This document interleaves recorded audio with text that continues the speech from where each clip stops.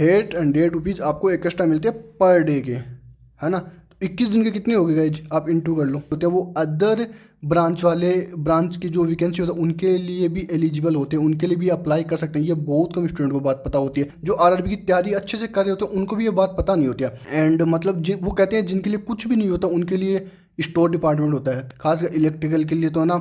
यानी कि 4,500 यानी कि 4,500 वैकेंसी है, 4,500। सो हेलो गाइज, आप सबको पता है कि अपने आरआरबी जेई 2024 का नोटिफिकेशन फाइनली आ चुका है। यानी 2024 के लिए 24 के लिए फाइनली अपना नोटिफिकेशन यानी ऑफिशियल नोटिफिकेशन आ चुका है।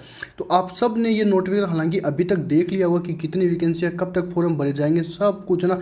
मैं इस पर्टिकुलर वीडियो में आपको ऊपर ऊपर से बताऊंगा, है ना। हालांकि आपने देख लिया फिर भी है ना, ऊपर ऊपर से मैं बताने की कोशिश करूंगा। एंड इसका मेन पर्पज ये रहेगा कि आपको ये पता होना चाहिए कि किस जोन के अंदर कितनी वैकेंसी है ब्रांच वाइज, यानी कि अपने सिविल हो गया, मैकेनिकल हो गया, इलेक्ट्रिकल हो गया, इन वाइज सारी मतलब कितनी कितनी वैकेंसी है सारी। तो मैं इसके अंदर आपको पर्टिकुलर बताने वाला हूँ इस सारी वीडियो के अंदर। पहले अपन थोड़ा थोड़ा ऊपर ऊपर से देख लेते हैं। पहले अपन बात कर लेते हैं इसके अंदर अपने फॉर्म स्टार्ट की। यानी कि अपन ऊपर ऊपर से देखें ना तो आपको ये पता होना चाहिए कि जो अपने फॉर्म स्टार्ट वो 30 तारीख से यानी कि 30 तारीख से स्टार्ट हो जाएंगे, यानी कि 30 जुलाई से अपने फॉर्म स्टार्ट हो जाएंगे एंड 29 अगस्त ये फॉर्म फिलअप होंगे। इस बार इन्होंने ये भी दिया कि आपको करेक्शन, सपोज आपको कोई भी है ना फॉर्म फिलअप करते टाइम आपको कोई करेक्शन होगा तो आपको करेक्शन विंडो भी ओपन हुई, कब होगी वो करेक्शन विंडो आपकी ओपन होने वाली है 30 अगस्त से लेके 8 सितंबर तक। तो ये आपने नोटिस कर लेना, है ना। एंड आप लोगों ने ये सब भी देखा होगा एक प्रकार से कि यानी कि ये टोटल वैकेंसी अपनी कितनी है 79, है ना, 34 ये अपनी उसके लिए वैकेंसी होने वाली है, आप सब ने देखा। अब बात कर लेते हैं गाइज, यानी कि आपने ये सोचा होगा कि मतलब इस बार ना पैटर्न या एग्जाम पैटर्न कुछ भी चेंज होगा। तो गाइज मैंने पूरा नोटिफिकेशन देख लिया है, कुछ भी चेंज नहीं हुआ। यानी कि जो 2019 में था, 19 में था, वो एक प्रकार से पूरा पैटर्न है, सब कुछ एक प्रकार से, ठीक है। और इस बार इसके अंदर ये है कि आपको 3 ईयर का एज रिलैक्सेशन भी मिल रहा है इसके अंदर, ठीक है। वैसे इसके अंदर मैं आपको ओनली मेन बातें बता देता हूँ कि क्या क्या मेन इसके अंदर बातें रहने वाली है, ठीक है ना। एंड मतलब ये जो मैंने इसका मेडिकल शेड्यूल है तो मेडिकल के ऊपर उस मैंने कंप्लीट वीडियो बना रखी है। अगर आपने मेडिकल की कंप्लीट वीडियो नहीं देखी ना तो मैं लिंक डिस्क्रिप्शन में दे रहा हूँ, आप ना वो मेडिकल वीडियो देख लीजिए, है ना, ठीक है। देखो अब बात कर लेते हैं इसके अंदर अपन आगे जाके, देखो अपना यहाँ पे ना वो एज वाला वो देख सकते हो, ठीक है ना, पूरा इसके अंदर गिवन है। एंड इसके अंदर फीस का बात कर लेते हैं। देखो इसके अंदर 2-3 ये इंपॉर्टेंट बातें हैं। देखो जो जनरल वाले हैं ना उसके लिए ₹500 है and SC ST OBC girls females के लिए इसके अंदर 250 है। अब इसके अंदर एक इंपॉर्टेंट बात, ये बात तो सबको पता रहती है, बट इंपॉर्टेंट बात इसके अंदर क्या रहने वाली है। देखो जो मतलब जनरल वाले स्टूडेंट जो मतलब 500 यानी कि ₹500 फॉर्म फिलअप करने में लगाएंगे, उनको अगर वो ट्रेन से ट्रेवल करते हैं एग्ज़ाम देने के लिए, यानी कि प्री की एग्ज़ाम आप अपीयरिंग करते हो मतलब उसके अंदर बैठते हो ओनली, तो आपको 500 में से ₹400 ऐसे कैसे रिफ़ंड हो जाएंगे। आपका फॉर्म फिलअप करते टाइम आपका बैंक डिटेल वहाँ पे अप्लाई करनी होगी, मतलब उसके अंदर फिलअप करनी होगी। तो वहाँ पे आपको ₹500 ऐसे मतलब 500 में से ₹400 ऐसे कैसे वापस रिफ़ंड हो जाएंगे। एंड जो SC ST एंड जो फीमेल्स वाले उनको पूरे 250 में से 250 ऐसे कैसे रिफ़ंड हो जाएंगे, है ना। साथ में आपको वो लगाना पड़ेगा, ठीक है जी, आप ध्यान में रखिए इस बार इंपॉर्टेंट बात है ना। वो फॉर्म फिलअप करते टाइम आप एक बात भी जरूर से ध्यान रखना कि मतलब जो आप मोबाइल नंबर दे रहे हो, ईमेल आईडी दे रहे हो, तो वो आपको आगे तक यानी कि आपके ऐसे मोबाइल नंबर ईमेल आईडी देना जो मतलब एक बार से आपके आगे तक यानी काफ़ी ईयर तक वो रहे। क्योंकि क्या पता suppose by chance waiting list में आपका नाम आ जाए, तो वेटिंग लिस्ट 5-5 6-6 सालों तक क्लियर होती है रेलवे की, ये आपको पता है। तो उसके अंदर क्या पता यानी आपको उस टाइम पे OTP आई मीन कोई SMS आए, टेक्स्ट आए एंड ईमेल आए, तो उस टाइम तक आपका वो रहना चाहिए गाइस ना। ये इंपॉर्टेंट इसके अंदर बातें रहने वाली है। देखो अब बात कर लेते हैं रिक्रूटमेंट प्रोसेस की। यानी इसके अंदर वही सेम सिस्टम है जो पहले हुआ करता था, कुछ भी चेंज हुआ यानी कि वो है ना आपकी CBT 1 पहले एग्जाम होगी, CBT 2 एग्जाम होगी, डॉक्यूमेंट वेरिफिकेशन एंड मेडिकल, वो कुछ भी चेंज नहीं हुआ है, ठीक है। वही एग्जाम है यानी 90 मिनट का पेपर होगा एक बार, सब कुछ सेम है, ये आपको पता है, ये कोई बताने की जरूरत नहीं है, बार बार रिपीट करने की जरूरत नहीं है गाइज, ठीक है। कैलकुलेटर है ना वो अलाउड होगा, वर्चुअल कैलकुलेटर CBT 2 के अंदर, है ना। एंड जो मतलब इसका जो है CBT 2 का है वो भी सेम सिलेबस है, कुछ भी चेंज नहीं है, बार बार बताने की जरूरत नहीं है, आपको सबको पता है, ठीक है। वही टाइमिंग रहने वाली है ना, वही उसका। और यहाँ पे ना आई मीन वो दे रखा पूरा ना सिलेबस वगैरह, तो वो भी आपको बताने की जरूरत नहीं है। हालांकि इसका जो मैंने कंप्लीट नोटिफिकेशन ना वो मैंने टेलीग्राम पे सेंड कर दिया, आप वहाँ से लिंक डिस्क्रिप्शन में देख के वहाँ से आप देख सकते हो। और हाँ एक और इम्पोर्टेंट बात कर लेते हैं, यानी कि आप फिर जब फॉर्म फिलअप करोगे तो उसके अंदर यानी कि जैसे आपका कास्ट सर्टिफिकेट चाहेगा SC ST एंड EWS वाला, तो अगर किसी स्टूडेंट अभी तक फिलअप नहीं करवाया तो गाइस जितना जल्दी हो सके अपना कास्ट सर्टिफिकेट यानी जो जो डॉक्यूमेंट्स रिक्वायरमेंट होती है ना फॉर्म फिलअप करते टाइम तो वो उतना जल्दी हो सके जितना जल्दी आप कंप्लीट करवा लीजिए, बनवा लीजिए। अगर आपको बनवाने की रिक्वायरमेंट है तो अभी तक आपने नहीं बनवाया तो सेंट्रल का लगेगा। अभी आपको बता दूं सेंट्रल का आपको मतलब सब कुछ वो बनवाना पड़ेगा, ठीक है। एंड अभी अपन सिलेबस की बात करें तो मैं इसका जो PDF है ना वो टेलीग्राम पे डाल दूंगा। कुछ भी सिलेबस चेंज हुआ जो पहले था ना, फिर भी आप एक बार देख लीजिए, सारा सिलेबस ऐसे पहुँच करके देख सकते हैं। पूरा वो कवा सिलेबस रहने वाला, कुछ भी चेंजमेंट नहीं हुआ है, कुछ भी, है ना। इलेक्ट्रिकल मैकेनिकल सब कुछ सेम सिलेबस रहने वाला है, ठीक है गाइज।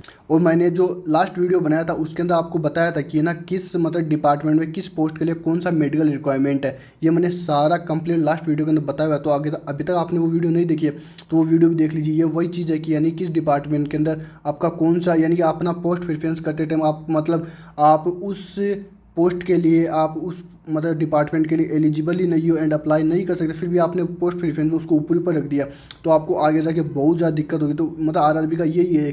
तो आप ना आप किस पोस्ट के लिए अप्लाई कर सकते हो, एलिजिबल हो, तो वो आप देख लेना कि मेरे सपोज किसी गोगल्स वगैरह है तो इश्यू हो सकता है बहुत ज़्यादा, ठीक है। सो गाइज अब अपन बात कर लेते हैं अपने जोन वाइज पोस्ट की, यानी कि अपने टोटल 21 जोन इस बार गिवन है। तो 21 जोन के अंदर पूरा यानी कि किस जोन के अंदर कितनी कितनी वैकेंसी है सारा मैं इसके अंदर यानी कि पूरा branch wise civil, electrical, mechanical, SNT, SCM, store और ऐसे भी बताने वालों, यानी कि बहुत सारे इलेक्ट्रिकल स्टूडेंट है। खासकर ये बात गाइज आप गौर करके सुनना, इलेक्ट्रिकल स्टूडेंट ऐसे सोचें कि हमारे लिए बहुत कम वैकेंसी है, लेकिन गाइज इलेक्ट्रिकल, मैकेनिकल इनके लिए बहुत ज़्यादा वैकेंसी है। खासकर इलेक्ट्रिकल के लिए तो ना यानी कि 4,500 यानी कि 4,500 वैकेंसी है, 4,500 वैकेंसी। अब वो किस प्रकार से कैसे मैं आपको बताऊंगा, क्योंकि ये बात बहुत कम स्टूडेंट को पता होती है कि जो इलेक्ट्रिकल डिपार्टमेंट वाले वो स्टूडेंट होते हैं, है ना, एंड जैसे इलेक्ट्रॉनिक्स वाले होते हैं, मैकेनिकल वाले होते हैं, वो अदर ब्रांच की जो वैकेंसी होता है उनके लिए भी एलिजिबल होते हैं, उनके लिए भी अप्लाई कर सकते हैं। ये बहुत कम स्टूडेंट को बात पता होती है। तो मैं इस वीडियो को आपको पूरा पर्टिकुलर बताऊंगा।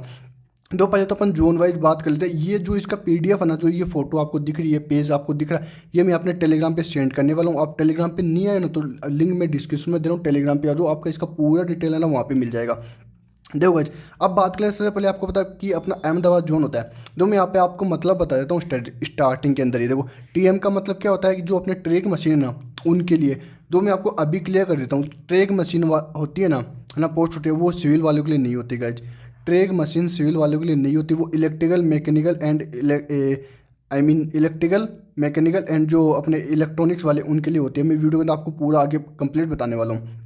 देखो सिविल की बात कर लेते हैं अहमदाबाद के अंदर, यानी कि 193 वैकेंसीज है। इलेक्ट्रिकल के अंदर 52 वैकेंसी है। इस बार इलेक्ट्रिकल वालों के लिए बहुत मौज होने वाली है। मैकेनिकल के लिए 92 वैकेंसी है। SNT के लिए 39 वैकेंसी है। CM का मतलब यहाँ पे केमिकल है, केमिकल के लिए यानी जिन्होंने केमिकल एंड मेटलर्जी की है उनके लिए भी 150 वैकेंसी इस बार होने वाली है। स्टोर क्या है, स्टोर एक प्रकार से आपके लिए वरदान है, यानी कि जिनके आंखों में दिक्कत होती है ना, एंड मतलब वो कहते हैं जिनके लिए कुछ भी नहीं होता उनके लिए स्टोर डिपार्टमेंट होता है। तो वो भी बात है, स्टोर डिपार्टमेंट ऐसा डिपार्टमेंट है जो सभी ब्रांचेज के लिए एलिजिबल है, जो सभी ब्रांच वाले स्टूडेंट इसके लिए अप्लाई कर सकते हैं। मैं कैसे कर सकते हैं वो मैं आपको आगे बताऊंगा। तो टोटल वैकेंसी अहमदाबाद के अंदर 382 वैकेंसी, इस प्रकार से आप इसको पूरा देख सकते हो। देखो अब स्टूडेंट का ये मेजर डाउट आएगा कि भैया हम ना किस मतलब इससे जोन से ना अप्लाई करें, कौन सा सेफ जोन रहेगा। तो भाई इसके लिए पर्टिकुलर एक वीडियो आने वाली है। तो आप अभी तक चैनल को सब्सक्राइब नहीं किया ना तो सब्सक्राइब जोर से कर लो, क्योंकि RRB के रिगार्डिंग आपको बहुत कुछ फ्री मिलने वाला है, बहुत कुछ फ्री मिलने वाला है एंड आपको कंप्लीट गाइडेंस मिलने वाली है, ठीक है। टेलीग्राम पे नहीं है तो टेलीग्राम पे जोर से आ जाओ। तो इस प्रकार से आप ना अजमेर की देख सकते हो, है ना। अजमेर के अंदर सिविल की काफ़ी ज़्यादा वैकेंसी है, 284 वैकेंसी है ना, 529 वैकेंसी इसके अंदर। तो ये टोटल वैकेंसी होने वाली आप पूरा देख सकते हो। बेंगलोर हो गया, अपना भोपाल हो गया, टोटल इस प्रकार से पूरा इसका कंप्लीट वो है ना चार्ट ना, ये मैं आपको टेलीग्राम पे सेंड कर दूंगा। आप पूरा ना वीडियो पोस्ट करके देख सकते हो। सबसे ज़्यादा वैकेंसी अपन बांध के चले तो अपने मुंबई जोन के अंदर, खासकर अपने सिविल के लिए ना मुंबई जोन के अंदर सबसे ज़्यादा वैकेंसी होने वाली है। जैसे 4 to 8 वैकेंसी ओनली सिविल के अंदर है, 3-4 है ना इलेक्ट्रिकल के अंदर। टोटल ना 1377 वैकेंसी है इसके अंदर। काफ़ी ज़्यादा वैकेंसी होने वाली है मुंबई जोन के अंदर। इस प्रकार से आप टोटल ना 21 जोन की इस प्रकार से देख सकते हो, क्योंकि मैं एक सिंगल पर्टिकुलर बताऊंगा तो वीडियो काफ़ी लंबी हो जाएगी। तो आप मैं इसका पूरा ना वो टेलीग्राम पे सेंड कर दूंगा, आप पोस्ट करके पूरा देख सकते हो। टोटल वैकेंसी अपन बात करें तो ना TM यानी कि अपने ट्रैक मशीन के अंदर 803 वैकेंसी, अपने सिविल के अंदर टोटल 314 वैकेंसी है, इलेक्ट्रिकल के अंदर 137 है, 1379 वैकेंसी। क्या ये इतनी वैकेंसी नहीं गाइज, आप वीडियो आगे देखो, थोड़ा सा और देखो, आपको कंप्लीट बताने वाला हूँ कि ओनली इतनी नहीं है, 4,600 प्लस वैकेंसी रहने वाली है। मैकेनिकल के लिए इसके अंदर मैंने ना ये ना जो ट्रेक मशीन है वो भी ऐड कर दिया। वैसे अपन ओनली मैकेनिकल के लिए बात करें ना तो 149 वैकेंसी होने वाली है, ठीक है। एसएनटी के अंदर 585 वैकेंसी है, केमिकल के अंदर 150 वैकेंसी है ना। स्टोर डिपार्टमेंट के अंदर 398 वैकेंसी और टोटल इस प्रकार से वैकेंसी होने वाली है 7951 वैकेंसी होने वाली है।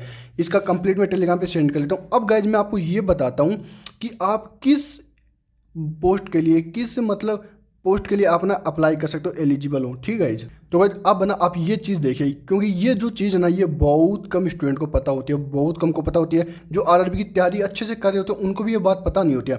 तो मैं आपको बता दूं कि कौन स्टूडेंट किस पोस्ट के लिए एलिजिबल है। पहले बात करते हैं अपने सिविल इंजीनियरिंग के लिए। जो सिविल इंजीनियर अपने स्टूडेंट उनके लिए क्या है, तो उनके लिए वैसे वैकेंसी 314 यानी 3145 वैकेंसी वैसे होने वाली है। बट जो स्टोर डिपार्टमेंट है, जो कहते हैं जो किसी का नहीं है वो मतलब स्टोर डिपार्टमेंट का है, स्टोर डिपार्टमेंट के अंदर सभी अप्लाई कर सकते हैं। तो 398 वैकेंसी टोटल वैकेंसी अपन बात करें ना तो सिविल डिपार्टमेंट यार इतनी वैकेंसीज़ के लिए सिविल डिपार्टमेंट जो सिविल स्टूडेंट है वो इनके लिए लड़ाई कर सकता है, इनके लिए कंपटीशन कर सकता है। यानी कि 3543 वैकेंसी इस बार होने वाली है सिविल इंजीनियरिंग के अंदर, है ना। अब बात करें सबसे ज़्यादा वैकेंसी जो कि है इलेक्ट्रिकल वालों के लिए, यानी कि 4656 वैकेंसी होने वाली है अगर, बहुत ज़्यादा वैकेंसी है। तो अब किस प्रकार से होने में स्टूडेंट बहुत ज़्यादा कंफ्यूज होंगे। तो मैं आपको एक बात बता दूँ ना, जो इलेक्ट्रिकल वालों की जो इतनी वैकेंसी है ना वो तो है ही है, वो तो है ही है एक प्रकार से ना 1379 वैकेंसी। बट जो मैकेनिकल की जितनी भी वैकेंसीज होती है ना उनके लिए इलेक्ट्रिकल वाले भी एलिजिबल होते हैं गाइज, वो भी इसके लिए अप्लाई कर सकते हैं। कैसे कर सकते हैं आप ना खुद चेक कर सकते हो, चेकआउट कर सकते हो आप। मतलब जब भी फॉर्म स्टार्ट होंगे मतलब आप ना उसके अंदर या आपको वो सब्जेक्ट पूछेगा, आई मीन आपकी ब्रांच पूछेगा कि आपकी कौन सी ब्रांच है। वहाँ पे आप इलेक्ट्रिकल अपलोड करोगे ना, इलेक्ट्रिकल फिलअप करोगे तो वहाँ पे ना सारे पोस्ट आपको दिख जाएंगे। तो वहाँ पे आपको मैकेनिकल की भी ना वैकेंसी आई मीन मैकेनिकल की भी पोस्ट ना सारी वो आपको ऐसे दिख जाएगी। तो इलेक्ट्रिकल वाले होते हैं ना वो खुद के लिए होते ही होते हैं। मैकेनिकल की जितनी वैकेंसी होती है ना उनके लिए अप्लाई कर सकते हैं। एंड जो ट्रेक मशीन की होती है, ट्रेक मशीन की सिविल वालों के लिए नहीं होती है, ट्रेक मशीन की electrical and mechanical and electronics वालों के लिए होते हैं। वो मैं आपको धीरे धीरे बताऊंगा आगे ना। जो ट्रेक मशीन की वैकेंसीज होती है ना वो उसके लिए भी है ना इलेक्ट्रिकल वाले अप्लाई कर सकते हैं गाइस। ट्रेक मशीन का मतलब मैं आपको यहाँ पर थोड़ा बहुत हिंट दे देता हूँ। सबसे ज़्यादा सैलरी रेलवे के अंदर होती है ना वो ट्रेक मशीन की होती है ना। ट्रेक मशीन वालों की सैलरी सबसे ज़्यादा होती है। किस प्रकार से होती है देखो, इसके अंदर क्या होता है, आपको ट्रेक पे काम करना पड़ता है। इसके अंदर क्या होता है कि 21 डेज का आपको काम करना पड़ता है। 21 डेज का ना आपको काम करना पड़ता है। एंड आपकी 9 दिन का ना हॉलीडे होता है, छुट्टी होती है 9 दिन की, है ना।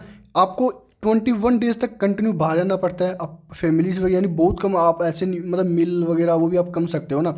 आप 21 डेज के लिए आपको बाहर रहना पड़ता है, यानी कि वहाँ पे जैसे कोई काम चल रहा है तो वहीं पे आपको रहना पड़ेगा। सब कुछ A1 फैसिलिटी आपको मिलेगी। तो उसके अंदर आपको होता है कि यानी पर डे का आपको 800 रुपये यानी कि 800 रुपीज़ आपको एक्स्ट्रा मिलते हैं।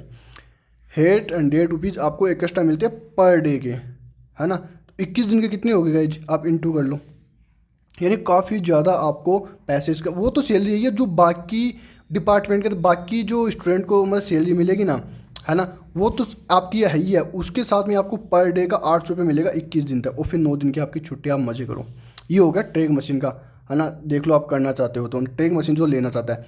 तो अपन पॉइंट पे वापस आते हैं। इलेक्ट्रिकल वाले 1379 1491 803 इनके लिए अप्लाई। एंड इसके साथ में जो SNT की वैकेंसीज होती है उनके लिए भी इलेक्ट्रिकल वाले एलिजिबल होते हैं, उनके लिए भी अप्लाई कर सकते हैं। और जो किसी का नहीं है वो मतलब उसके लिए स्टोर डिपार्टमेंट है। तो स्टोर ऐसे मिला कि सारी वैकेंसी जो इलेक्ट्रिकल वाले स्टूडेंट अगर पढ़ना स्टार्ट कर दो आज ही, यानी कि 4656 वैकेंसी टोटल होने वाली है इलेक्ट्रिकल के लिए।